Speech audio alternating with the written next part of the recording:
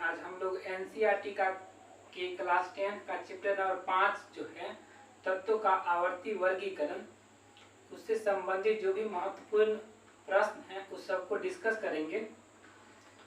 तो बताइएगा। तो पहला क्वेश्चन ये है कि जो सन 1817 में मतलब किसके द्वारा ये त्रिक नियम दिया गया था? ठीक है, डोबेराइनर के द्वारा दिया गया था। और डोबेराइनर के द्वारा जो त्रिक नियम दिया गया था उसमें डोबेराइनर ने बताया था कि मतलब अगर तत्वों को परमाणु द्रव्यमान के आरोही क्रम में लिखा जाए तो पहले और तीसरे तत्व का जो औसत होगा वो बीच वाले तत्व के बराबर होगा, परमाणु द्रव्यमान के बराबर होगा। और इस तरह डोबेराइनर ने 3 त्रिक दिया था। नाम बताइएगा कौन कौन था? पहला था लिथियम, सोडियम, पोटेशियम। ठीक है। उसके बाद था कैल्शियम, स्ट्रोंशियम, बेरियम और क्लोरीन, ब्रोमीन, आयोडीन। ठीक है, 3 त्रिक दिया था। जैसे पहला था लिथियम, सोडियम, पोटेशियम था, दूसरा कैल्शियम, स्ट्रोंशियम और बेरियम था, और तीसरा हो जाएगा आपका क्लोरीन, ब्रोमीन और आयोडीन हो जाएगा। बताइएगा। था सबसे पहले प्लेटिनम को उत्प्रेरक के रूप में किसके द्वारा पहचाना गया था? ये डोबेराइनर के द्वारा। ठीक है, डोबेराइनर ने ही इसको पहचाना था, त्रिक को, प्लेटिनम को उत्प्रेरक के रूप में, और त्रिक को भी।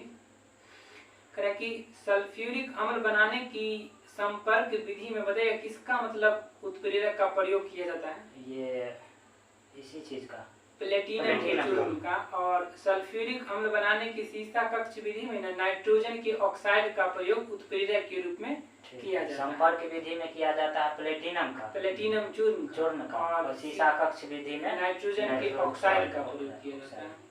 अगला क्वेश्चन है कि जो न्यूलैंड्स के द्वारा जो अष्टक सिद्धांत दिया गया था उसके अकॉर्डिंग बताइएगा। तो पहला तत्व कौन सा था? न्यूलैंड्स के अष्टक हाइड्रोजन। ठीक है, पहला तत्व हाइड्रोजन हो जाएगा। और अंतिमवा और 56वां तत्व कौन सा था? थोरियम। ठीक है, थोरियम था। और बताइएगा न्यूलैंड का जो अष्टक सिद्धांत था ये किस तत्व तक लागू होता था? कैल्शियम तक। ठीक है, न्यूलैंड का अष्टक सिद्धांत जो है कैल्शियम तक लागू होता था। और ये 1866 में मतलब अपना अष्टक सिद्धांत दिए थे न्यूलैंड्स। अगला क्वेश्चन है कि जो न्यूलैंड्स के अष्टक सिद्धांत के अनुसार प्रकृति में कुल कितने तत्व विद्यमान है उसने बताया था? न्यूलैंड्स बताए थे 56। ठीक है, उसने बताया मतलब न्यूलैंड्स के द्वारा बताया गया था कि प्रकृति में मात्र 56 तत्व विद्यमान है और आगे चलकर कोई भी तत्व का खोज नहीं होगा। इस टाइप का उनका स्टेटमेंट था। अगला क्वेश्चन है कि जो ये था न्यूलैंड का अष्टक सिद्धांत। आगे फिर आता है मेंडलीव की आवर्त सारणी। बताइएगा। तो मेंडलीव जो थे ये किस देश के मतलब वैज्ञानिक थे? मेंडलीव जर्मनी, रूसी वैज्ञानिक थे मेंडलीव। बताइएगा। तो मेंडलीव ने अपना आवर्त सारणी से संबंधित नियम कब दिए थे? मेंडलीव दिए थे 1869 में। न्यूलैंड्स 66 और मेंडलीव 69। ठीक, न्यूलैंड्स 1866 में वो अंग्रेज वैज्ञानिक थे और मेंडलीव जो थे 1869 में दिए थे और ये रशियन थे। अगला क्वेश्चन है कि मेंडलीव के आवर्त सारणी बताइए कितने वर्ग और आवर्त थे? 9 वर्ग और 7 आवर्त। ठीक है, 9 वर्ग और 7 आवर्त थे। इस तरह कुल मतलब 63 तत्व उस समय तक ज्ञात था। और बताइए तो वर्तमान आवर्त सारणी में कितने वर्ग और कितने आवर्त हैं? 18 वर्ग और 7 आवर्त। ठीक है। बताइएगा। मेंडलीव का जो आवर्त सारणी है वो किस सिद्धांत पर आधारित था?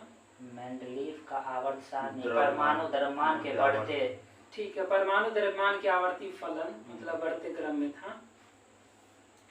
बताइएगा। मेंडलीव की आवर्त सारणी में मतलब ऊर्ध्व स्तंभ को मेंडलीव के द्वारा क्या नाम दिया गया था? ऊर्ध्व स्तंभ को वर्ग दिया गया। ठीक है, वर्ग या समूह या ग्रुप कहिए। और 36 पंक्तियों को क्या नाम दिया गया? आवर्त। ठीक है, आवर्त नाम दिया गया था। अगला क्वेश्चन है कि जो मेंडलीव की जो आवर्त सारणी है ये जर्मन पत्रिका में किस वर्ष प्रकाशित हुआ था? ये 72 में। ठीक है, 1872 में प्रकाशित हुआ था। और बताइए मेंडलीव ने जो अपना आवर्त सारणी बनाए थे उनमें वो कुछ मतलब जगह खाली छोड़ दिए थे जो बाद में अगर कुछ एलिमेंट का खोज होता है तो उसको वहां पर रखा जा सकता है। तो बताइएगा तो ये बताइएगा तो उसी के तहत बताइएगा तो एका बोरोन मतलब कौन सा एलिमेंट था? एका बोरोन ठीक है, स्कैंडियम, एका एल्युमिनियम, गैलियम, ठीक है, और एका सिलिकॉन, जर्मेनियम, ये सब जर्मेनियम हो जाएगा। अगला क्वेश्चन है कि जो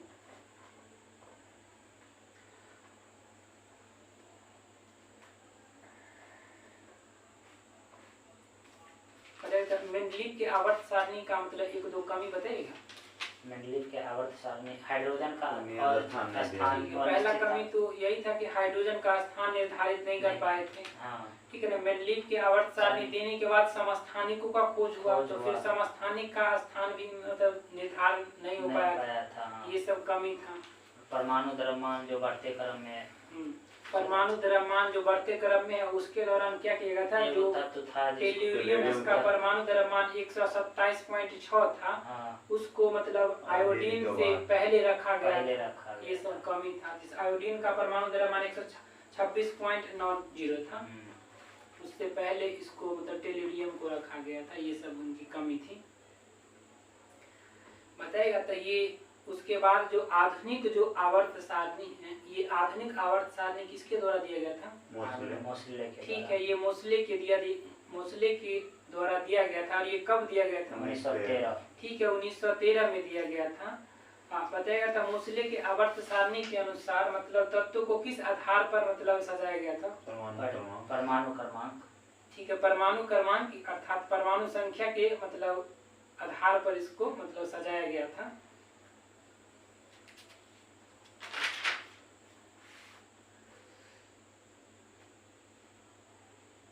बताएगा तो ये आधुनिक जो आवर्त सारणी में कुल 7 आवर्त हैं। तो बताएगा इसमें मतलब पहले आवर्त में कुल कितना तत्व है? 2 तत्व। ठीक है, दूसरा में 8। ठीक है, पहला में 2 है, दूसरा तीसरा में 8 है। फिर आपको चौथा पांचवा में 18 है, और छठा सातवां में आपको 32 एलिमेंट आ जाता है।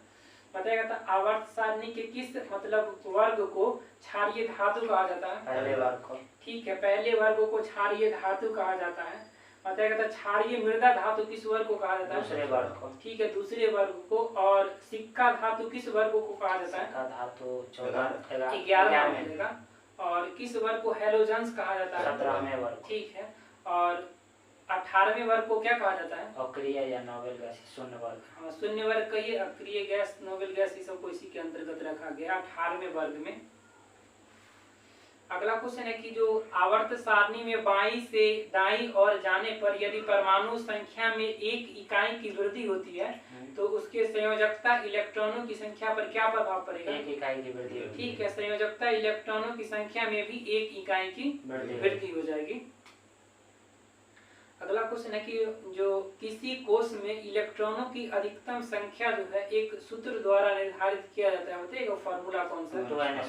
2n स्क्वायर हो जाएगा। सही है। बताइएगा तो जैसे परमाणु का जो कक्षा होता है K, L, M और N होता है, तो बताइए K कोष में कितने इलेक्ट्रॉन होते हैं? 2। ठीक है, K में हो जाएगा 2 और L में 8 हो जाएगा, और K, L, M, N में बताइएगा M में 18 गो, N में 32 गो। ठीक है, M में हो जाएगा 18 गो और N में हो जाएगा 32 गो। अगला क्वेश्चन है, अगर आवर्त सारणी में बाएं से दाईं ओर जाने पर, बाएं से दाईं तरफ जाते हैं तो बताइएगा परमाणु त्रिज्या पर क्या प्रभाव पड़ेगा? परमाणु त्रिज्या घटेगा। ठीक है, एक चीज और छूट गया कि जैसे आधुनिक जो आवर्त सारणी है इसमें बाईं तरफ किसे रखा गया है? बाईं तरफ धातुओं को, जबकि दाईं तरफ अधातुओं को स्थान दिया गया। ठीक है, और अगला क्वेश्चन है कि जो वर्ग में ऊपर से नीचे आने पर परमाणु का आकार और विद्युत धनात्मकता पर क्या प्रभाव बढ़ेगा? दोनों। ठीक है, दोनों बढ़ेगा अगर वर्ग में ऊपर से नीचे आते हैं तो। अगर आवर्त में बाएं से दाएं जाने पर ये दोनों चीज घटेगा, परमाणु का आकार भी और विद्युत धनात्मकता भी। अगला क्वेश्चन है कि जो वर्ग में ऊपर से नीचे आने पर आयनन ऊर्जा, विद्युत ऋणात्मकता और इलेक्ट्रॉन प्रीति पर क्या प्रभाव पड़ेगा? ठीक है, नहीं ये घटेगा, ऊपर से नीचे आने पर घटेगा। हाँ, ऊपर से नीचे आने पर ये सब चीज घटेगा और बाएं से दाएं दाएं जाने पर बढ़ेगा। क्वेश्चन ये था कि वर्ग में ऊपर से नीचे आने पर आयनन ऊर्जा, विद्युत ऋणात्मकता और इलेक्ट्रॉन पृथ्वी पर क्या प्रभाव पड़ेगा? तो घटेगा, जबकि बाएं से दाएं जाने पर ये बढ़ेगा।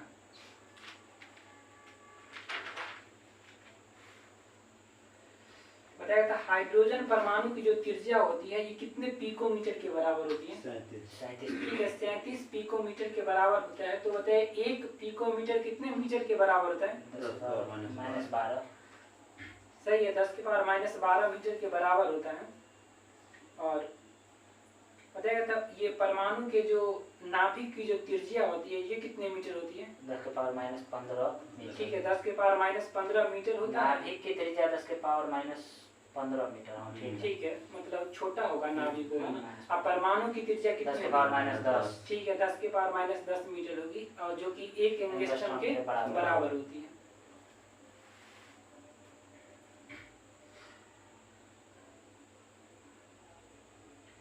बताइएगा था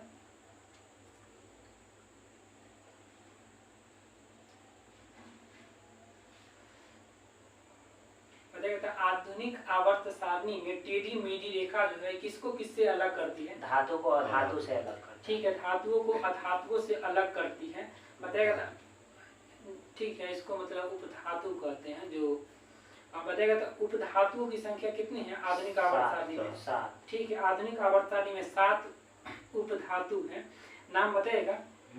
बोरॉन, उसके बाद नाम ऐसे ही बताइए, केवल नाम बताना है। बोरॉन, उसके बाद सिलिकॉन, जर्मेनियम, एंटीमनी, ठीक है, एंटीमनी है। उसके बाद आर्सेनिक, टेल्लुरियम और पोलोनियम। एक बार सुन लीजिए, जैसे बोरोन हो जाएगा, सिलिकॉन, जर्मेनियम, आर्सेनिक, एंटीमनी, टेल्लुरियम और पोलोनियम हो जाएगा।